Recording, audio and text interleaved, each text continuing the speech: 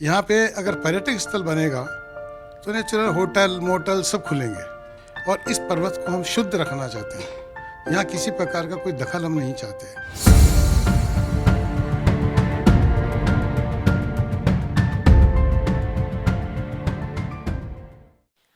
क्या तीर्थ स्थल को पर्यटन स्थल घोषित किया जाना चाहिए, जबकि सरकार को इस बात के बारे में पता है कि विरोध हो सकता है?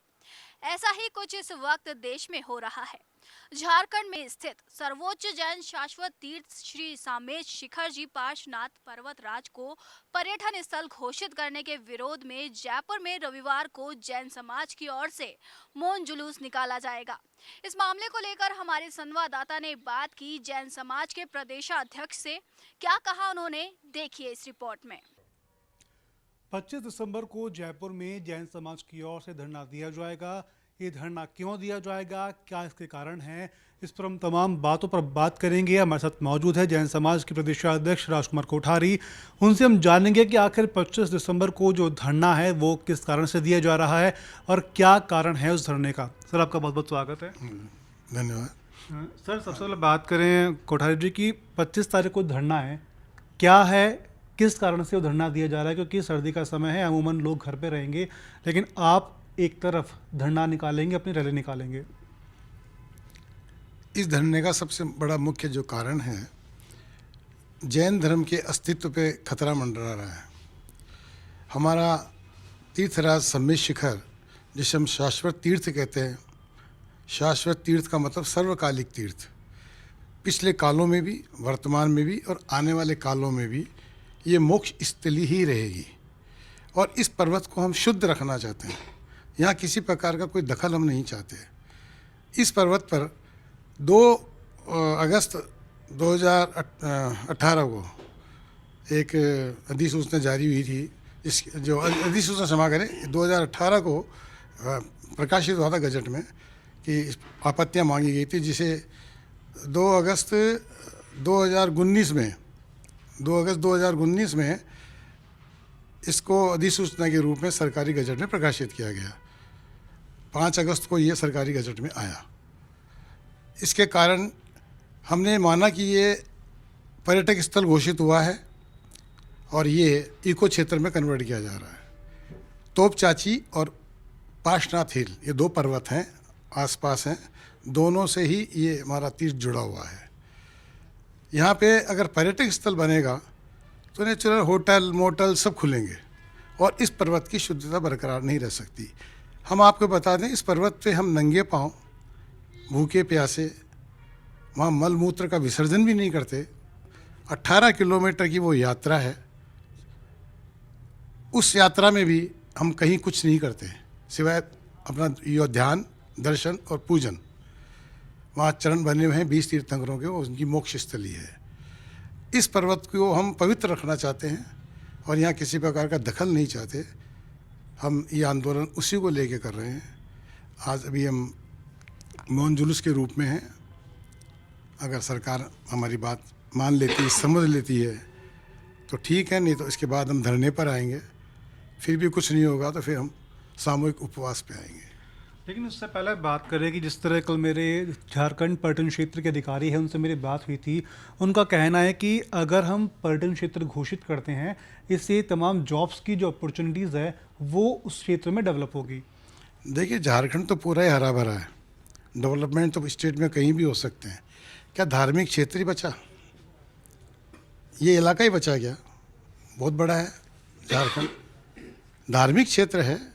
जिस तरह से अयोध्या है, जिस तरह से हमारा अमृतसर है, जिस तरह से मथुरा है, कुल मिला के उसको पर्यटन स्थल नहीं बनाया जा सकता। धार्मिक भावनाओं को वहाँ ठेस लगेगी। आज जैन हैं, वो तो हम लहसुन प्याज आलू तक का परहेज़ करते हैं।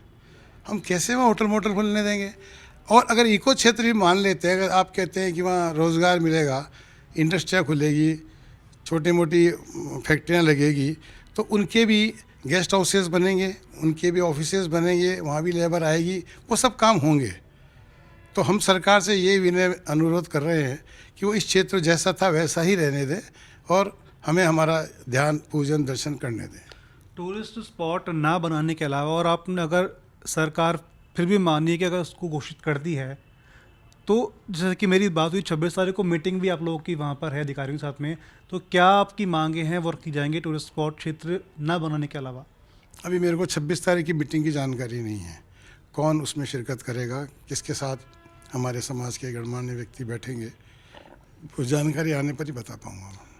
उसके अलावा मेरी उनसे ये भी बात हुई कि जो मीटिंग के बाद है फिर जो भी वर्किंग होगा वहाँ पर एक कमेटी है आपके समाज की, वो कमेटी बनाई जाएगी। उस कमेटी के नियम जो होंगे जो आपके वहाँ पे लागू होने चाहिए, उसी के आधार पर वो आगे वर्किंग की जाएगी। देखिए, अध्यादेश में ऐसी कोई चीज़ नहीं है, अध्यादेश में सीधा सीधा आदेश है। ये बातें तो अब आ रही है, अभी भी कहाँ तक सत्य है ये सरकारी ठंडे छांटे भी कह सकता हूँ मैं। जब तक पूरी चीज़ सामने नहीं आए मैं कुछ नहीं कह सकता इस विषय में। हम इंतज़ार कर रहे हैं सरकार क्या कदम उठाती है। जिस तरह जैन समाज अपनी मांगों को लेकर अड़ा हुआ है, वहीं प्रशासन का इस पर क्या कहना है, उसके लिए हमने बात की झारखंड पर्यटन सचिव मनोज कुमार से। उन्होंने क्या कहा, सुनिए। नहीं, कुछ कुछ तो हम लोगों को फोन से बात हुई है, उनको हमने बताया भी है अपना पोजीशन। 26 तारीख को संभवतः मुख्यमंत्री के सचिव महोदय के साथ उनकी वार्ता होनी है, जिसके लिए मुझे भी बुलाया गया है। तो 26 को और बातें क्लियर होंगी।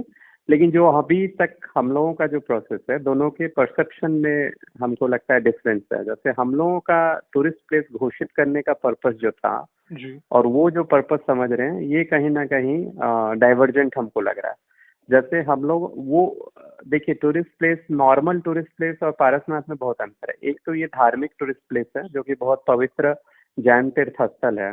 तो जो नियम है वहाँ के, और ट्रेडिशनली ये रहा है, मतलब आज से नहीं, मतलब सैकड़ों साल से वो वहाँ का पवित्र स्थल रहा है।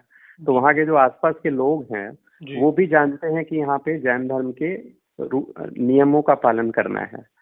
और पर्यटन घोषित करने का जो हम लोग का उद्देश्य था वो था एडमिनिस्ट्रेटिव कैपेबिलिटी को बढ़ाना। मतलब इस सेंस में कि जैसे वहाँ पे जो मांस मदिरा का सेवन नहीं होना चाहिए उस क्षेत्र में, या वहाँ पे जो जैन धर्म के जो टेनेट्स है उसका पालन होना चाहिए। इस चीज को एक फोर्स देने के लिए एक प्राधिकार वहाँ पे बनाने की जरूरत थी। और प्राधिकार टूरिस्ट डेवलपमेंट अथॉरिटी एक्ट के अंदर बनती है नॉर्मली। तो टूरिस्ट डेवलपमेंट एक्ट जो है उसके अंतर्गत बनने के लिए टूरिस्ट स्पॉट डिक्लेयर करना होता है। तो ये टूरिस्ट स्पॉट है, लेकिन ये स्पेसिफिक धार्मिक जैन टूरिस्ट स्पॉट है। तो इसमें जो भी नियम होंगे वो प्राधिकार, जैसे मैंने वही बोला कि प्राधिकार ऑलरेडी बना हुआ है, उसमें उसको हम लोग स्ट्रेंथन कर रहे हैं। स्ट्रेंथन करने का मतलब कि ये थोड़ा स्लीपिंग स्टेज में था। प्राधिकार बना हुआ था लेकिन कभी इसकी बहुत बैठक नहीं हुई, कभी उसका रिजोल्यूशन पास नहीं हुआ। तो अभी उसमें 6 नॉन ऑफिशियल मेंबर्स भी हैं, जिसमें हम लोग जैन कम्युनिटी के ही लोगों को रखेंगे और कुछ हो सकता है 1-2 लोकल रिप्रेजेंटेटिव भी रहें। तो वो जो अथॉरिटी है ना, वो कोई भी रूल्स बनाने के लिए सक्षम होगा इस पूरे एरिया में। और उस रूल को इन्फोर्स करने के लिए जो उनको रिसोर्सेज चाहिए होगा, सपोज वो रूल बनाते हैं कि यहाँ कोई शराब नहीं पिएगा या यहाँ कोई मीट मछली की दुकान नहीं होगी, तो इस चीज को, वहाँ दुकान ऐसे नहीं है। मतलब ये जो भी इंसिडेंसेस हुए हैं ना, वो बाहर से ही कोई पर्यटक ले गया होगा, शराब तो नहीं कह सकते ना। तो वहाँ शराब की दुकान है ना, वहाँ कोई दुकान मीट मछली ये सब की है। तो खैर जो भी है, बट उसको इन्फोर्स करने के लिए तो मान लीजिए नीचे चेकिंग करना है। वो चूंकि पहाड़ पे है, बिल्कुल वैष्णो देवी टाइप का स्ट्रक्चर है वो। तो नीचे में जैसे कोई चेकिंग पोस्ट रहना, कि जिसमें कि हम पहले ही चेक कर लें कि भाई ये नीचे रजिस्ट्रेशन कराना, जगह जगह पे कुछ हेल्प बूथ रखना, या जगह जगह पे छोटे मोटे बैठने की व्यवस्था करना। मतलब जो सीढ़ी चढ़ना पड़ता है वो 14 किलोमीटर, तो वो मतलब उसकी व्यवस्था करना। ये सब चीजों के लिए ना प्राधिकार को रिसोर्सेज की जरूरत होगी, जो हम प्रोवाइड करेंगे। लेकिन अथॉरिटी तो प्राधिकार का ही होने से ठीक रहेगा।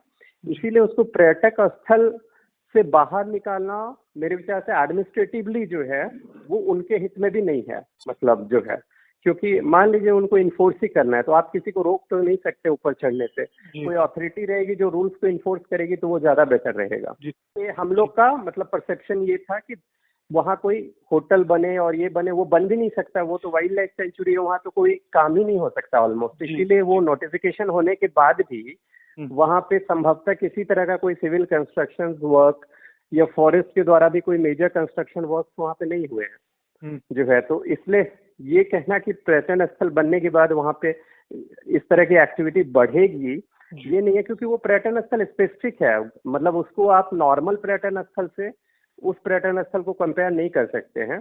और ये मान लीजिए अब एकदम क्लियर करके अगर करना है तो हम लोग तैयार हैं, वो चीज को हम अमेंड कर सकते हैं। अगर उनको लगता है कि वो पर्यटन शब्द के बदले हम पर्यटन ब्रैकेट में धार्मिक जैन पर्यटन करें, तो उसके लिए हम लोग उस दिन विचार कर सकते हैं। तो बेसिकली अभी हम लोग कोई कोई स्पेसिफिक कंडीशन पे नहीं पहुंचे कि उसको उसको उसको सुधारना है या उसको डिलीट ही कर देना है। मतलब इस चीज के लिए 26 को ही अब बैठक में दोनों पक्ष, अगर हम अपनी पक्ष रखेंगे और फिर जैसा निर्देश ऊपर का होगा, मतलब मुख्यमंत्री कार्यालय का, उस तरह से ही हम लोग कार्रवाई करेंगे। समाज के लोगों का कहना है कि 20 जैन तीर्थकार और अनंत संतों की मोक्ष स्थली होने के कारण श्री समेत शिखर जी का कण कण प्रत्येक जैन के लिए पूजनीय वंदनीय है।